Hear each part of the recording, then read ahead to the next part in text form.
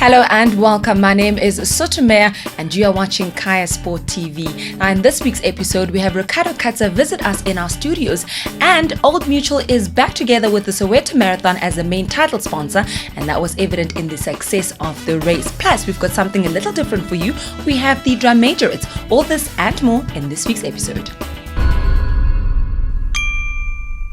Well, we finally have a first-hand experience of what it's like to be a runner at the Old Mutual Soweto Marathon. Our very own Mosibodi Whitehead wore a GoPro as he ran the race, and here's what the experience was like for him.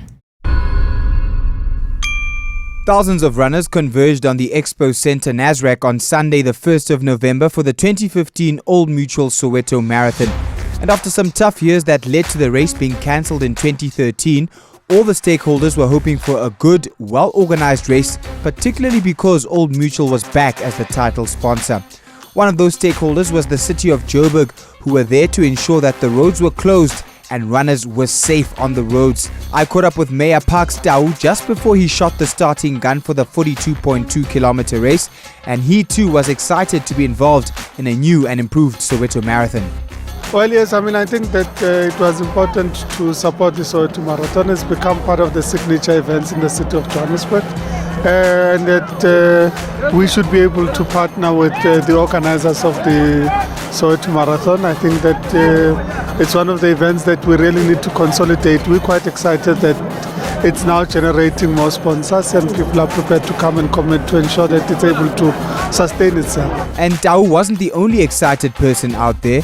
Runners were also in high spirits, especially because some had journeyed from far and wide to take part in this iconic race. My name is Gilbert Matiti from Cape Town. Nice. This is my first Soweto Marathon to come and experience the route itself and Soweto. Who is Solomon? Maybe we'll see him on the route. Solomon is our colleague, is our friend. We train with him, we're behind him just to support him. We're all the way from Lepalale in Limpopo.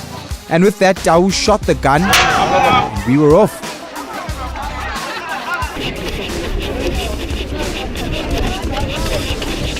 I took it easy in the first half of the race as we went past Chris Hani Baragwanath Hospital and the Walter Sisulu Square in Kliptown. It was still early and the mood was festive as people from different walks of life enjoyed the race. 4:30 vandaag? Definitely, most definitely. Most definitely. Yeah, that's our King Cool, Ash. Yeah, Ash, I also remember you from the So Fast run. How you run? Are you good? I'm good, and you? Nice, man. You guys looking for a nice easy run today? Yeah, I'm sure it's right. Okay, cool. Yeah, hopefully. I even spotted a pair of blind runners who flew past me, as well as a brave Kaizer Chiefs fan who was still behind his team, even though they had been mauled 3-1 by Orlando Pirates in the Soweto Derby the day before. At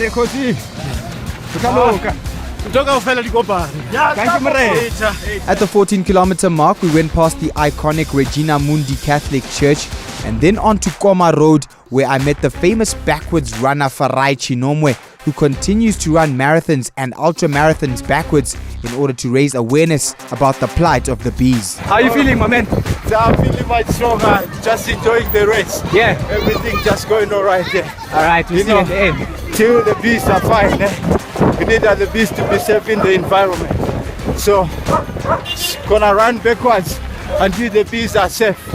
And no more pesticides. And until the bees have houses. Power to the bees. After chatting to Farai, I hit the halfway mark in about 2 hours and 10 minutes and then headed for the famous Vilagazi Street, where I danced and enjoyed the carnival atmosphere. Onwards I went past the Orlando Stadium towards the 32-kilometer mark, and that's where the pain began. The 34-degree heat and the hot, dry wind was beginning to take its toll on me, and I slowed to a walk. But I persevered, running and walking with a 75-year-old man to eventually hit the finish line in a time of 4 hours and 26 minutes, my slowest marathon time ever. Nevertheless, a good day out on the roads, a sentiment which was shared by several runners who took part in the 10-kilometer, 21-kilometer and the full 42.2 kilometer race. I really had fun. It was quite grueling, but it was beautiful. I must say the energy, the passion from all the runners, the walkers. You know, there was a go-go running beside me, and you know how the people of Soweto came out from their houses in the morning. It went well. It was tough, as it is. I did 4 hours. The heat didn't help us a lot. But we pushed through and we made it. Are you coming back again next year? This is my second one, and definitely coming back next year. Trust me. This was the very first time I did a 42, and the first time I did a Soweto 42, and it was hard. But I made it without coming home in the ambulance. It's my first 42 ever. I've been running only for a year. It was hard. The last 10 kilometers was very hard, but I'm glad that I finished. Quite tough. I mean, it's my first full marathon, and didn't really have any medium distances other than 21k. So beyond 35k was quite a test. The race was tough, but I started to run at the back, and I push out after halfway. So I managed to finish in time of 2:30.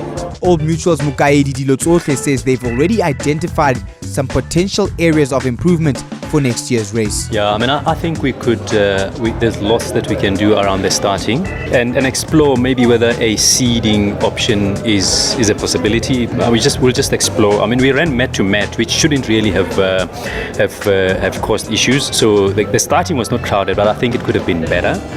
I would have liked to see a lot more festive celebration at the start. And I think logistically, I think, in this scorching heat, I think we must make sure that each and every water table is more than sufficiently stocked up with ice, because November will always be hot. So, I mean, those are kind of some of the teething problems. We'll sit down and debrief. I mean, the bottom line is that we must and should deliver within the 3 years that we've initially signed this contract for a world-class Soweto Marathon race. We have to aim for that. All in all, a big improvement, I'd say, but still some work to be done before it's a truly world-class race. I can't wait for next year. Mosibodi Whitehead, Kaya Sport TV. Well, congratulations to Mosibodi Whitehead and all the runners. We're sure as hell looking forward to an even better race next year. Now then, Ricardo Katza, a former Bafana and Supersport player, joined us in the studio to talk about his coaching career as well as the life and times of. Here's a look at what happened. How did you start your football career? Where did it all start? Yeah, obviously, I started when I was 12 years old. There's a guy in the community, Mr. Adams. He just had some kids together, and all my friends went, so I also went. And 12 years old and 15, I gave football up. I got involved in drugs and alcohol and all those things. So I just gave. Seriously? Yeah. I never knew that about you. Yes. Because you've always been straight as an arrow throughout your football career. I wouldn't say that. Okay. Yeah, so only in 1996 when I came out to Jesus, that's when everything changed for me, That's when I stopped, with these drugs. With the drugs and the alcohol. Yes, that's when everything stopped for me. And then I actually gave up football. Didn't want to play football anymore. On Sunday I wanted to be in church. That's all I wanted to do. I think I had a wrong idea of what it is to be a Christian. You know. So you went 180. You were drugs, and then you said nothing. I'm in church Monday to Monday now. Yes, and not realizing that God has given me a talent to play football. Yes, and only when I started playing for the church team, my uncle Clive Katza, he said, I drove past 7 Stars and I met Kevin Hunt, and I didn't even know who Kevin Hunt was. Oh my word! and then 3 days I went as a striker. 3 days later I signed as a defender. That was in 1998. Was it then a way out? No, football wasn't a way out because I never wanted to be a football player. What did you want to be? That the one thing, I was done with school in 1995. It's matric, grade 12. Yeah. 1990. And then I decided, I think it's that year and a half that I decided, I'm just going to do what everyone else is doing. And I was just on the streets. I used to come in late. I used to go out. And the nice thing was I stayed with my father. And my father, I didn't see him a lot. So when I was at his place, there was no time for discipline. It was just, he was so glad that I was there. But as soon as I went to my mom's side of the family, the discipline was there. started. So I stayed away, and all my friends was at my dad. So I just got involved in it, and I'm glad I got involved in it because now I can speak about it. You know, I never speak about stuff that I didn't go through. So now there's a lot of my friends that through my experience and because I know what they're going through and what they were going through, I could speak to them and I could tell them, listen, that this is my advice. Yeah. You can do this if you want to. And 6 of the 10 friends, they turned their life around. Really? And, yeah. So if you didn't want to be a football player and, you know, it was just like I'm just going to do this anyway, what was it like then being on the field, especially the first time where if it's not really something that you wanted, it might have felt like, you know, you were being dragged there. What was it like? Yeah, look, obviously, like I said, I think the passion came back. I always played football, you know, and I always thought that I was the best. You know, everyone wanted to be on my side. So, yeah, I guess when I was actually amongst the people, the football players, and I was on the field, and I realized, oh, but you know what? I love this thing. Yes, I've got a talent. But the thing is, it went to my head. Not a lot of people know that from 7 Stars, I went to Ajax, and then from Ajax, I went to Avondale. Because I didn't take it seriously because I like what is this? You know, I've got money and I've got a car now, and everyone is calling my name because I'm on TV. And I was like, it's something that I didn't want to do. And then I realized that, but this can be a career for me. And only when I was at Avondale, when I came to Hellenic, then I realized, you know what, this is a career for me. And then I started taking my football serious. Where does Ricardo Katza see himself in the next 10 years? Are we going to see you coaching Supersport United senior team in the PSL, in the Absa Premiership, or Bafana? No, I want to be the chairman of the club. Oh, okay. I want to be honest with you. That's the goal. That's a dream that I had for 15 years now. To chairman to be the chairman of this team. You don't understand how big this brand is. And I just think there's so much more. Not that the current chairman is not doing what he's supposed to do. I'm just thinking that, you know, like you said earlier, times is changing, football is changing. Exactly. There's new ideas, there's fresh ideas, and we need to bring that to the part. But my biggest goal in football is to be the chairman of the club.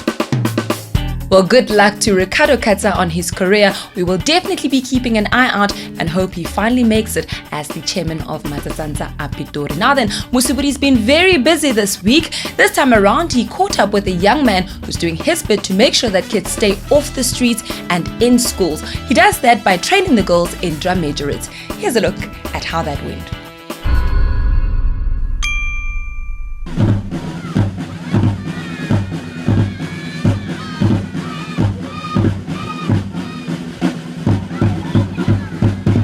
There are so many good stories to tell in this country. So many good Samaritans that are using sport to change the lives of future generations. One such unsung hero is Dumisani Radebe, who heads up the Ekhuruleni Drum Majorettes, just a stone's throw away from the grave of the late ANC stalwart Oliver Reginald Tambo.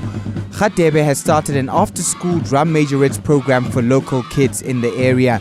No, like the project is now, the project then it's Ekhuruleni Drum Majorettes. We are registered already, certificate already, and into like space zone like sebenza ngabantwana laba abancane nesiyabasiza amantombazane nama out nawazayo nawo khona labafana abasicashamiya abagidayo la and reseptors nama out abadlala ama drums majorette ne. Yeah, just the project yokhipha abantwana abancane from estradini to ukuthi balone bazazi ukuthi bangabobani.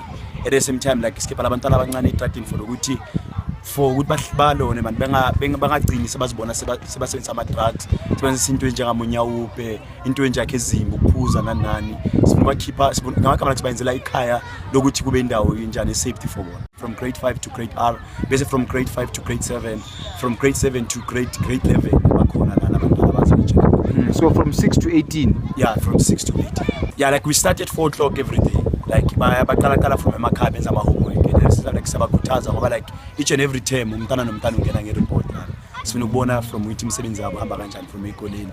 And some of them just from ngobatshela ukuthi mangabe ufeli sibathusa ukuthi mangabe ufelile awusaqhubeki nokudrilla baqala ukuba serious and bayiza izinto ngendlela enjani serious. At the same time like sinamalo sinemithetho enhleke esiyibekayo la nokuthi you need ukuthi uact kanje wenze kanje asenzi nje More like some of them siyakhona futhi nakhona ukubasiza abanye babo the most abakhala ngemeds nanani some of them siyakhona ukubasiza mangabe sikhona khona ukubasiza khona some of them siyakhona ukubacela usizo kwabanye labathi sifunda nabo bese bazothi babaphatha imeds kahle yabona after school they just come bese siba busy bangesekala ama homework some of them bayeza just baqede nama homework so that besaqala. And the program is already beginning to bear fruit. The girls have started participating in local competitions and are excited about the future as drum majorettes. Mina, drum majorettes, I left from the start to Sasuga. Then I heard people saying like there's it really is a kala. Then they said, I decided to ask Dumisani, can I join the drum majorettes? Then it's like, okay, feel free and join in, and then you'll do whatever you want. Then I just went on and learned more about the drum. As time of my competition. Separate ezihlukene. Yeah, abazali abaningi la etratini baya enjoy kusibona sidrilla as like maybe like umzali umntana akakadrilla then like separate and then abona ukuthi siyadrilla then uzoba like okay Dumisani amtshela athi yazi nomntana so ufuna ukudrilla ngisacela ukuthi azodrilla then yamtshela ukuthi yeah makeze nemalini yethu for joining fee and then all the stuff and then angena. But as much work as Dumisani has done, more still needs to be done. And most pressing is the need for uniforms for the kids when they participate in different competitions. Radebe is appealing to anyone who'll listen to assist where they can. I don't lie to you, like there's never been season. Abantu abangasinceda from the Whitehead ezinye indawo yabona. Abantu abangasiza so far ngoba like into eshota ngama-drums, eshota nge-uniform alaba laba. And like ishota ngokuthi mangabe sibuya somewhere like Mosibodi Whitehead abanye abantwana i-transport nanani yabona. Like usizo belento lesifuna so sakamthula usizo. Contact sport at kayafm.co.za to get in touch with Dumisani, who's committed to ensuring a brighter future for the kids of Tambo. Because although it's in its infancy, the Ekhuruleni Drum Majorettes program is already beginning to show that an active child is a more engaged and emotionally balanced child.